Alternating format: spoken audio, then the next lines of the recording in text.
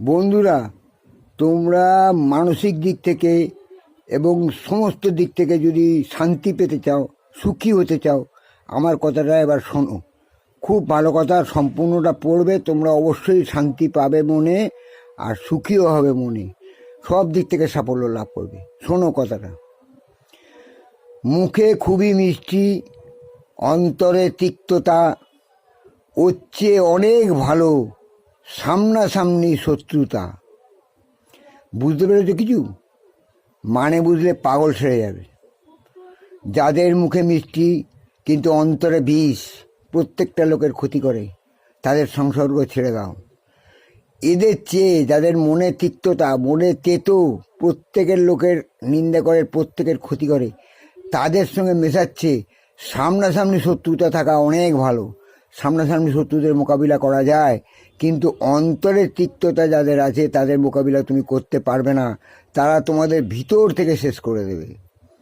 এটা হচ্ছে 1 নম্বর কথা, বুঝলে? 2 নম্বর কথা হচ্ছে কি, যদি তোমার স্ত্রী প্রকৃতপক্ষে সংসারী হয় এবং তোমাকে প্রকৃতপক্ষে মন থেকে ভালোবাসে এবং সৎ বংশের যদি মেয়ে হয়, তাহলে তার মতো সুখী তুমি আর কোথাও হতে পারবে না। দ্বিতীয় বিয়ে করলেও পারবে না, 1000টা বিয়ে করলেও পারবে না, বুঝলে? আমি তোমাদের যে কথাটা বলে দিচ্ছি, এটা যে বাস্তব সত্যি কথা। স্ত্রী ভাগ্যে ধন, এটা কিন্তু খারাপ সেন্সে নিও না। অর্থাৎ তোমার স্ত্রী সামলাবে সংসার, তুমি হচ্ছে উপার্জনশীল, তুমি উপার্জন করে অর্থ দিয়ে সমস্ত সংসারের জিনিসপত্র কিনে দেবে, কিন্তু কিভাবে খরচ করতে হবে, কীভাবে সংসারটাকে সাজাতে হবে, কিভাবে তারা মেনটেন করবে এবং কিভাবে তোমাকেও সুখে রাখবে, সে দায়িত্ব হচ্ছে তোমার স্ত্রী। তা সেই স্ত্রী যদি সত্যিকারের ভালো হয় এবং বোঝে, তাহলে তার মতো সুখী আর কেউ হয় না, বুঝলে? স্ত্রীকে ভালোবাসতে ইচ্ছে করে, মনে রাখতে ইচ্ছে করে, বুঝলে? আমি বলছি, আমার একটা মাত্র বউ রে ভাই, একটা মাত্র বউ, 2-4টে নেই বলে নিন্দে করো না কেউ।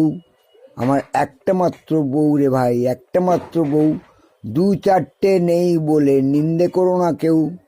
বুঝতে পেরেছো কী ব্যাপার? এই কথাটা ভালোভাবে বোঝো, দেখবে তোমরা সুখী হবেই, গ্যারান্টি গ্যারান্টি। আমি যা গ্যারান্টি দিলাম তার চেয়ে বড়ো কথা আর কিছু নেই। আর বন্ধু করবে সবসময় নিঃস্বার্থ বন্ধুকে দেখে, দেখবে তোমার ভালো হবে, তুমি উন্নতি করতে হবে, তুমি সাফল্য লাভ করবে। আমার কথাটা মনে রেখো বন্ধুরা, তুমি ভালো থাকো, ভালো রাখো।